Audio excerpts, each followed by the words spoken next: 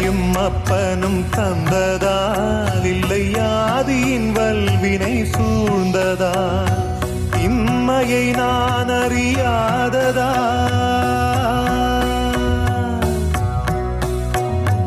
இம்மையை நான் அறியாததா சிறு பொம்மையின் நிலையினில் உண்மையை உணர்ந்திட பிச்சை பாத்திரம் ஏந்தி வந்தேன் ஐயனே என் ஐயனே பிச்சை பாத்திரம் ஏந்தி வந்தேன்